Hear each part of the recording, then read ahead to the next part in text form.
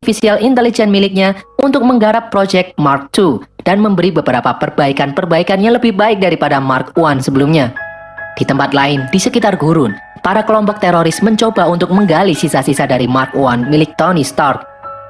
Kembali ke tempat Tony memberikan tambahan-tambahan kepada kaki Mark II serta melakukan percobaan untuk armor barunya ini. Namun pada percobaan pertama, hasil tidak semulus seperti apa yang diharapkan. Tony yang pantang menyerah terus melakukan perbaikan-perbaikan kepada armornya ini. Di saat sedang bekerja, Pepper memberitahu kalau Obadiah menunggunya di atas. Tony pun naik ke atas dan bertemu dengan Obadiah Stane. Obadiah serta Pepper menjelaskan bahwa saham Stark Industries turun drastis dan berharap Tony melakukan sesuatu. Tetapi Tony tetap kekeh dengan pendapatnya bahwa Tony lah yang dapat menentukan arah perusahaannya dan kemudian kembali masuk ke dalam bengkel untuk melanjutkan pekerjaannya. Tony lagi-lagi menguji coba Mark II. Kali ini kaki dan tangan dari Mark II yang diuji coba.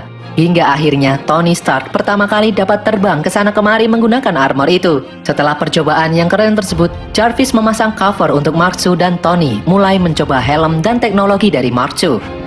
Tony mencoba untuk terbang ke sana kemari menggunakan Mark II. Tony senang bukan main dan mencoba untuk terbang menembus atmosfer. Tetapi sayang, pada ketinggian tertentu, Mark II membeku dan mengalami gangguan. Tony pun terjatuh dari ketinggian. Di detik-detik akhir sampai di tanah, Mark II bisa menyala lagi dan membawanya kembali pulang ke rumah, walaupun dengan menjebol atap. Seusai percobaan, Tony melihat paket dari Pepper yang ternyata adalah arc reaktor lamanya yang diberi kotak layaknya cindera mata sebagai kenang-kenangan. Di markas para teroris itu mencoba untuk menyusun kembali baju Mark I milik Tony Stark. Di dalam kediamannya, Tony mendesain ulang armornya agar bisa bertahan di suhu ekstrim dan tidak membeku. Tony menyuruh Jarvis memberikan simulasi jika armornya menggunakan campuran emas titanium. Muncul gambar Mark III yang berwarna emas. Tony yang tidak suka menyuruh Jarvis menambahkan aksen warna merah pada Mark III dan menyuruh Jarvis mencetaknya. Sambil menunggu, Tony memacu mobilnya menuju suatu tempat dan bertemu dengan Obadiah di sebuah pesta. Di dalam pesta, Tony bertemu dengan seorang agen yang mengaku berasal dari S.H.I.E.L.D. Tetapi Tony tidak fokus dengan perkataan agen itu, malah tergoda dengan penampilan Pepper Potts. Tony kemudian mengajak Pepper untuk berdansa. Saat berdansa, Pepper terlihat canggung. Mereka pun berbincang berdua di atas atap. Di sana Pepper mengaku tidak enak jika dilihat oleh karyawan yang lain. Tony kemudian pergi mengambilkan minum di bar. Di dalam bar, Tony bertemu Christine. Christine menunjukkan foto-foto senjata Tony yang masih saja beredar di seluruh dunia. Tony langsung menemui Obadiah dan bertanya mengenai senjata-senjata buatan Stark Industries yang masih saja beredar. Tetapi Obadiah malah mengalihkan pembicaraan. Tony kemudian pulang ke rumahnya. Sambil mengutak-atik lengan Mark III, Tony melihat berita tentang kota Gulmira yang hancur lebur oleh serangan teroris yang menamai diri mereka kelompok 10 cincin. Dan dia melihat rudal buatan Stark Industries di layar TV. Setelah Tony selesai mengutak-atik lengan Mark III, Tony pun mencobanya dan kini lengan armornya mampu digunakan untuk menembak. Tony kemudian memakai Mark III secara lengkap. Tony yang teringat berita di TV tadi langsung terbang menggunakan Mark III menuju Gulmira. Keadaan di Gulmira memanas. Teror para teroris memenuhi seisi kota, bahkan tega menyakiti seorang ayah di hadapan keluarganya. Tetapi teror tersebut tak berlangsung lama karena Tony datang dan langsung menghabisi seluruh teroris yang ada di sana menggunakan persenjataan yang ada di dalam Mark III.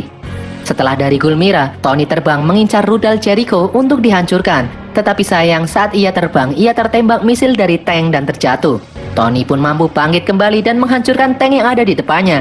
Tony melanjutkan misinya untuk menghancurkan rudal Jericho milik para teroris dan kemudian pergi. Scene pun berpindah ke pusat komunikasi Amerika. Di dalam pusat komunikasi, mereka mendeteksi benda asing yang terbang di atas pangkalan militer Amerika.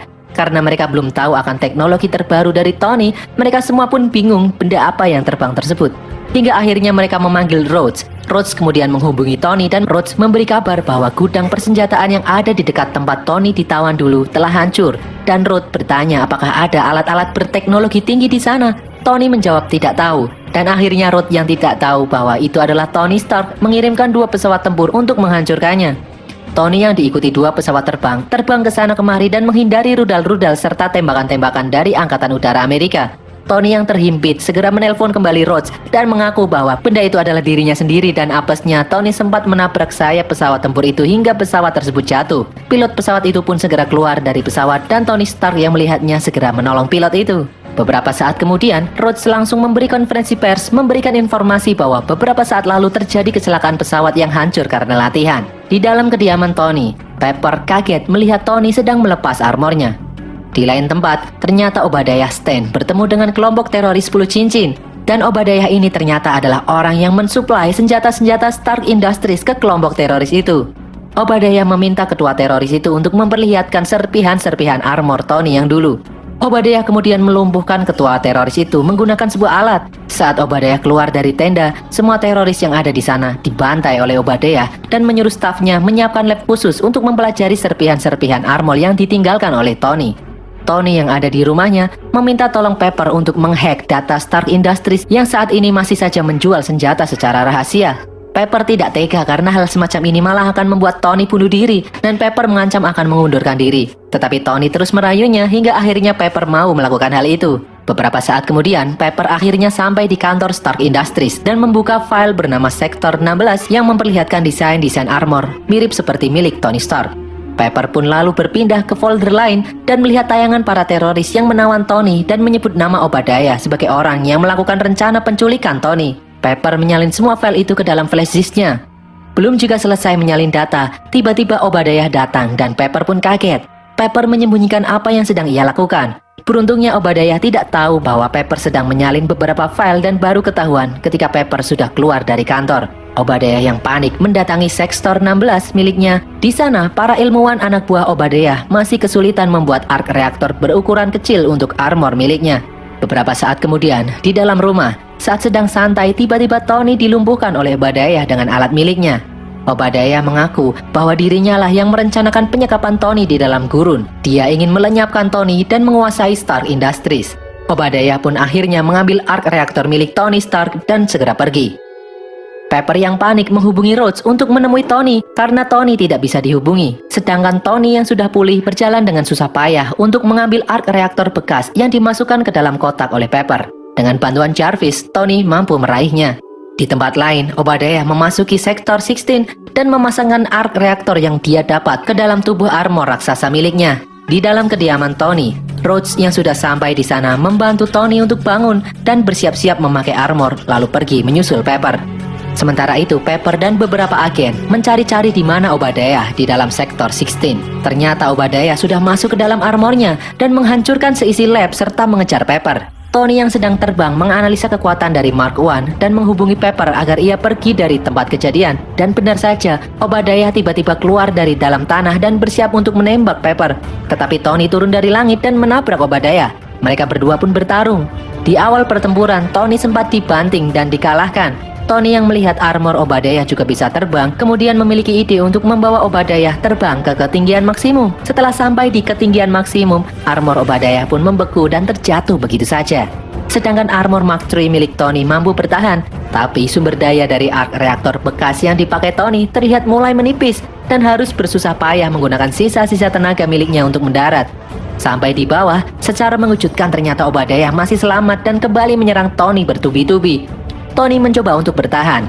Tony kemudian menyuruh Pepper untuk meledakkan arc reaktor raksasa di bawah mereka. Tony pun kembali memancing Obadiah untuk mengikutinya tepat di atas arc reaktor raksasa.